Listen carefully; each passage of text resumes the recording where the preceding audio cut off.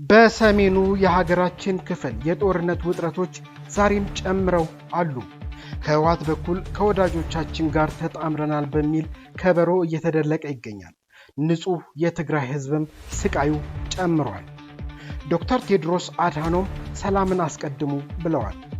ከዓለም አቀፍ የተሰሙ የመራረጥናቸውን መረጃዎችን ይዘናል። እስከ ፍጻሜው አብራችሁን ቆዩ።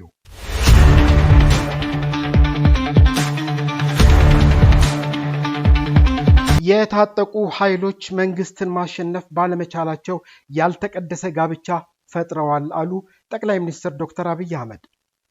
በአማራ በኦሮሚያና በትግራይ ክልሎች የሚንቀሳቀሱ የታጠቁ ኃይሎች መንግስትን ማሸነፍ እንደማይችሉ ሲረዱት ያልተቀደሰ ጋብቻ መፍጠራቸውን ጠቅላይ ሚኒስትር ዶክተር አብይ አህመድ ተናገሩ። ጠቅላይ ሚኒስትሩ ከፋና ቴሌቪዥን ከኦሮምኛ ክፍል ጋር በነበራቸው ቆይታ እነዚህ ኃይሎች ቀደም ሲል እርስ በርስ ሲወጋገዙ የነበሩ ቢሆንም አሁን ላይ ግን ተስፋ በመቁረጥና በመዳከማቸው ምክንያት በአንድ ላይ መሰለፋቸውን ገልጸዋል። በተጨማሪም የታጠቁት ቡድኖች እንደ ኤርትራና ሱዳን ካሉ የውጭ አካላት እርዳታ በመጠየቅ ላይ እንደሚገኙ ጠቁመው በጫካ የሚገኘው የሸኔ ቡድንም ግልጽ ዓላማና ግብ የሌለው ለውጭ አካላት የሚሰራ ተቀጣሪ ኃይል መሆኑን ህዝቡ ሊገነዘብ እንደሚገባ አስገንዝበዋል።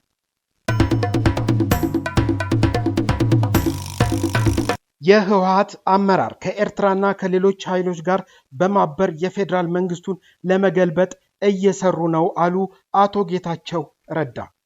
አቶ ጌታቸው ረዳ ባወጡት ዘለግ ያለ መግለጫ የህወሓት አመራር ከፌዴራል መንግስቱ ጋር ያለውን ልዩነት በሰላማዊ መንገድ መፍታት እንደማይቻል በይፋ ማወጁንና የትግራይ ህዝብ ደህንነት የሚረጋገጠው በብልጽግና ፓርቲ መቃብር ላይ ብቻ ነው ወደሚል አደገኛ የጦርነት አቋም መሸጋገራቸውን አጋልጠዋል።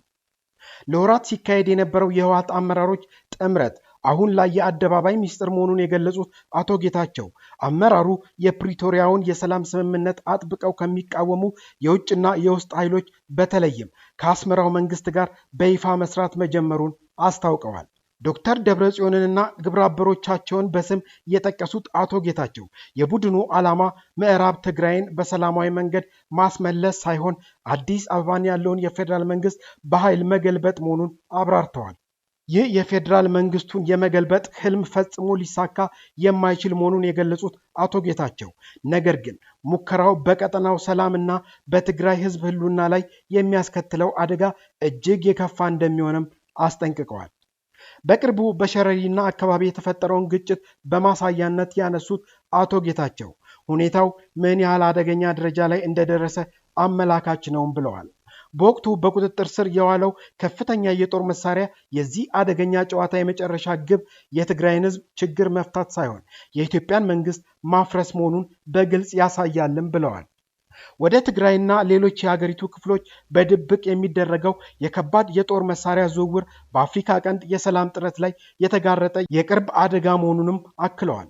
አቶ ጌታቸው የትግራይ ሰራዊት አባላት ለጥቂት ጦርነት እንደ ጡረታ ዕቅዳቸው ለቆጠሩት ወንጀለኞች ሲሉ ህይወታቸውን እንዳያባክኑና አመራሮቹን ይበቃል እንዲሉ ጥሪ አቅርበዋል። የኤርትራው ፕሬዝዳንት ኢሳያስ አፈወርቂ የህወሓት አመራሮችን እንደ መጠቀሚያ በማድረግ በትግራይና በአማራ እናቶችና ህፃናት ደም ትግራይን የመከላከያ ቀጠና ለማድረግ እየሰሩ መሆኑንም አጋልጠዋል።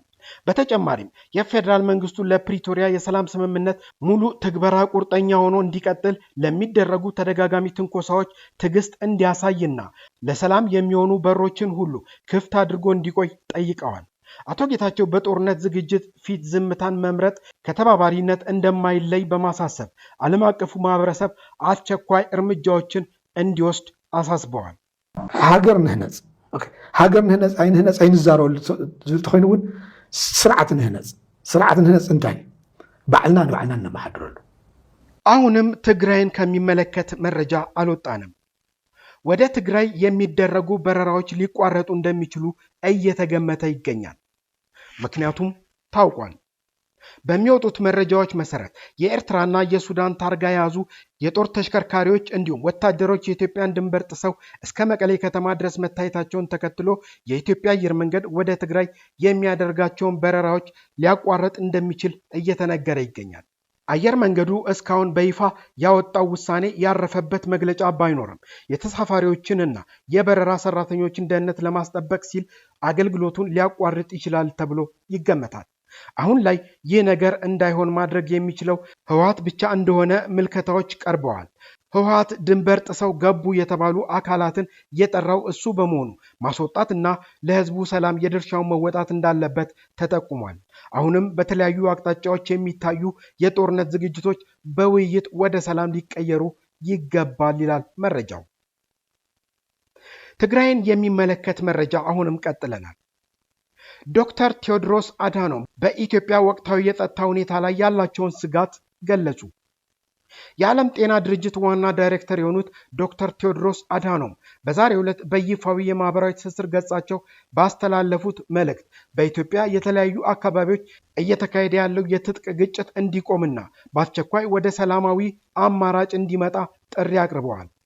ዋና ዳይሬክተሩ ባሰፈሩት ጽሑፍ ኢትዮጵያ የሚያስፈልጋት ሰላም እንጂ ተጨማሪ ጦርነት አይደለም በማለት አገሪቱ ያለችበትን አስከፊ የጸጥታ ሁኔታ አመልክተዋል። ዶክተር ቴዎድሮስ በዝርዝር በገለጹት ነጥብ በአማራ ክልል ለ3 ዓመታት የዘለቀው የትጥቅ ግጭት የበርካታ ዜጎችን ሕይወት መቅጠፉን ገልጸው በተጨማሪም በኦሮሚያ ክልል ያለው ደም መፋሰስ መቀጠሉን፣ በትግራይ ክልል ዳግም ወደ ግልጽ ጦርነት የመግባት ስጋት መኖሩን እንዲሁም የአፋርና የቤኒሻንጉል ጉሙዝ ክልሎች በግጭትና በአመፅ ውስጥ መቆየታቸውን በአጽንኦት ጠቁመዋል። ኢትዮጵያውያን ከዚህ የተሻለ ሰላማዊ ሕይወት ይገባቸዋል ሲሉም ንግግራቸውን ደምድመዋል። ኤርትራ በተባበሩት መንግስታት ድርጅት ያገኘችው አዲስ ሹመት ተቺዎችን ማስቆጣቱ ተገለጸ። የኤርትራው ዲፕሎማት አቶ ሀብቶም ዘራይ ግርማ የተባበሩት መንግስታት ድርጅት የሰብአዊ መብት ምክር ቤት የ2026 የማህበራዊ መድረክ ሰብሳቢ ሆነው መሾማቸው ተቺዎችን ማስቆጣቱን የማስታወቂያ ሚኒስትሩ አቶ የማነ ገብረ መስቀል ገልጸዋል። አቶ የማነ ተቃውሞው የመጣው ኤርትራ በባለ ብዙ ወገን ዲፕሎማሲያዊ የምታደርገው አስተዋጽኦ እውቅና ማግኘቱን ተቺዎች ሀገሪቱን ለማጥላላት የሚያደርጉትን ዘመቻና የሎቢስት ጥቅም ስለሚያከሽፍባቸው እንደሆነ ገልጸው ኤርትራ ዓለም አቀፍ ተሳትፏን አጠናክራ እንደምትቀጥል አስታውቀዋል። ከሰሞኑ በዚሁ ሹመት ላይ የተነሳው ተቃውሞ ዲሞክራሲያዊና ሰብአዊ መብት የሚባል ነገር የማታውቀው ኤርትራ ለቦታው ትመጥናለች በሚል እንደነበረም ተዘግቧል።